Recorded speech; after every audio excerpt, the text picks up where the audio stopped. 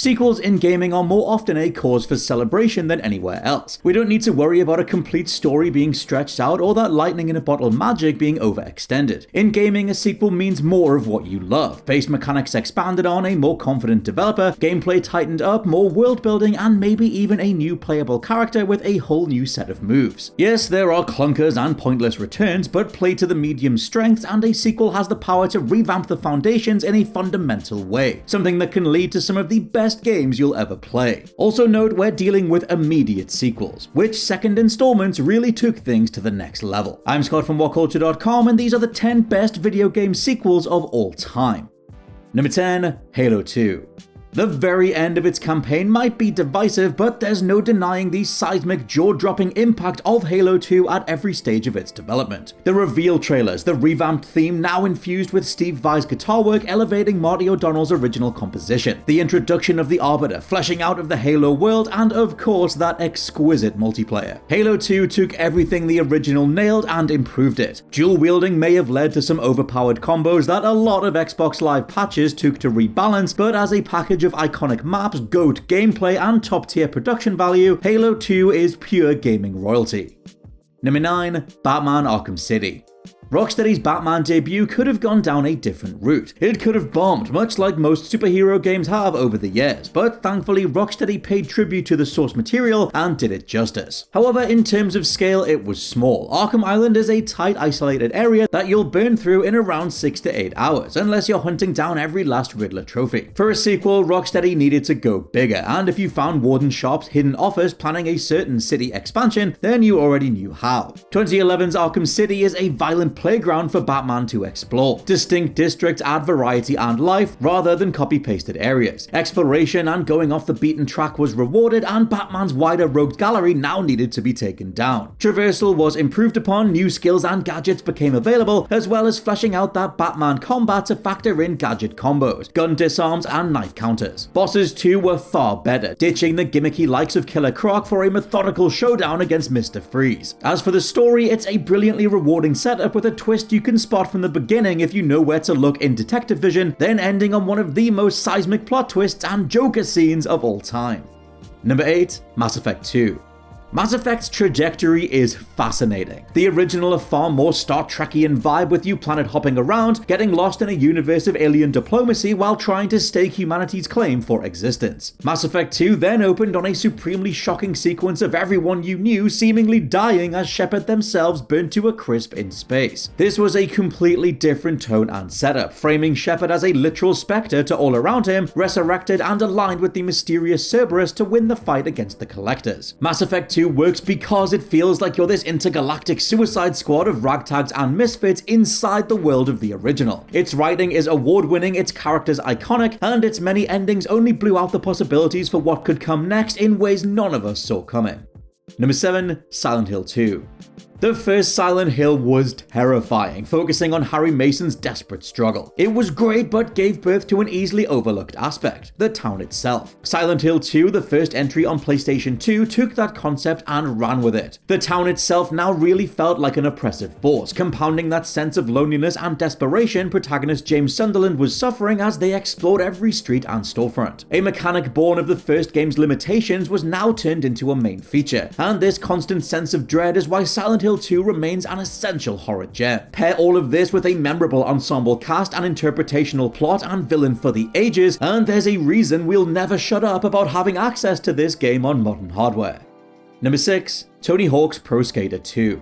The first Tony Hawk's is the definition of a sleeper hit. Skateboarding wasn't mainstream in 1999, but it was getting there. Across movies and music, grunge was being replaced by pop punk, and every other person seemed to be holding a skateboard regardless. Come 2000, Neversoft tried again, and this extreme sports boom now had its mascot. Insane tricks, crazy locations, and a banging soundtrack, Tony Hawk's 2 was life-defining for the time. Not to take away from Tony Hawk's 3, as that was a whole other age bracket's favorite installment, but if we're talking immediate immediate sequels, this was a huge improvement. Like any good sequel to something with already stellar core mechanics, it was the quality of life improvements that made it so satisfying to play. Skaters could now level off when leaving a ramp, manuals stitched everything together, and that overall feel across the board was so much more fluid. Tony Hawk's 2 was when we really started seeing the fanbase nail those multi-million point combos and insanely complex trick runs, only for you to attempt something similar because it all played so well. Number 5. Half-Life 2. Half-Life for many changed perceptions on first-person shooters. No disrespect to the likes of Quake and Doom, but Half-Life upended how narrative and gameplay could even work together. What Half-Life 2 brought was more of that same ethos, but bigger and better. Bigger set pieces and levels, better use of Valve's proprietary physics engine. Incorporating puzzles and progress into gameplay, Half-Life 2 continued Gordon Freeman's adventures, this time against the Alien Combine. It's been quite some time since a real technical showcase of a game existed where just watching it in motion, watching the physics of items interact with each other, for example, makes you think of endless gameplay possibilities, but that's part of why Half-Life 2 was such a monumental deal in gaming. Number 4. Metal Gear Solid 2: Sons of Liberty. Reportedly furious with the original game's Western translation, injecting military speak and a grounded tone where Hideo Kojima was always a bit more out there, Kojima demanded full control, leading to water-walking vampires, octopus-suited ex-presidents, and a white-haired protagonist hidden from marketing. All of this, though, made Metal Gear Solid as a franchise now feel entirely unique. Metal Gear Solid 1 will always be my favorite game, but it was that cinematic presentation, that boundary-pushing, Hollywood-aping ideology that only got enhanced here. Metal Gear Solid 2's opening alone hasn't aged a day, dripping in confidence and purpose, fully embracing its position as the tip of the spear for the PlayStation 2. With experimental stealth gameplay, unprecedented world interaction, clever AI, and a sandbox approach to how you got through each level, this might be the most divisive Metal Gear Solid in terms of a main character, but its grandiosity as a video game can't be beat. Number 3. Assassin's Creed 2.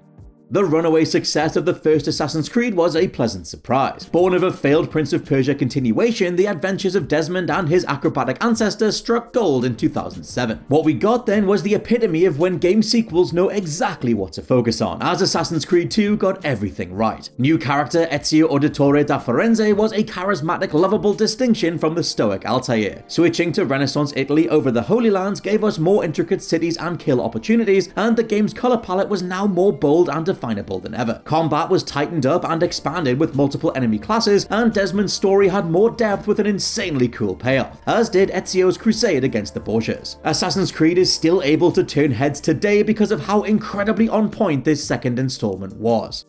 Number 2. Red Dead Redemption 2. I will maintain that Red Dead Redemption 2 is the closest thing you can get to virtual reality without wearing a headset. So ludicrously, meticulously realized is its depiction of the Old West, you'll feel preternaturally compelled to relax down the local saloon, go camp out in the mountains after a tragic main story event, or just embrace your inner Jesse James and rob as many trains as possible. The point is, this embodies the original Red Dead's character-driven soul, fleshing it out in every direction. So expansive and hyper-detailed is the setting, it reinforces the story Dan Houser wrote about an age of lawlessness coming to an end. Rules and regulations, the formation of modern America was coming, whether those who made their living as cowboys liked it or not. Graphically, if we twin art direction and sheer rendering power, it's maybe the best looking game of all time. But Red Dead Redemption 2's real unique quality is being the apex of the most lucrative game developer on the planet, funneling all their money and talent into a specific creative vision regardless of marketability. Dan Houser's tenure at Rockstar is over. The company is a drastically different beast because of it, but he went out in magnificent style. And number 1, Resident Evil 2, 1998.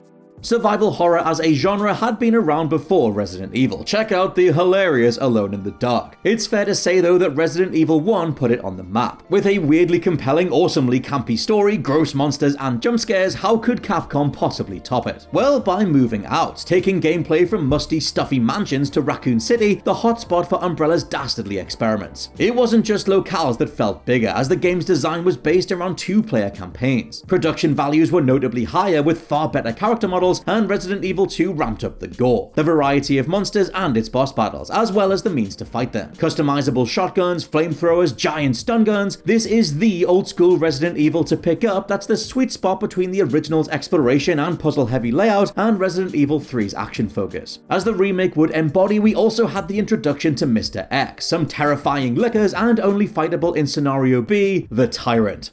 And those are our picks. It has been tough picking a definable top 10 best sequels, and yes, I agree, Modern Warfare 2 feels like it should be on there, but what the hell do you swap out? Let me know down in the comments, and also please subscribe to the WhatCulture Gaming Podcast. For now, I've been Scott from WhatCulture.com, a massive thank you for watching, and I'll catch you soon.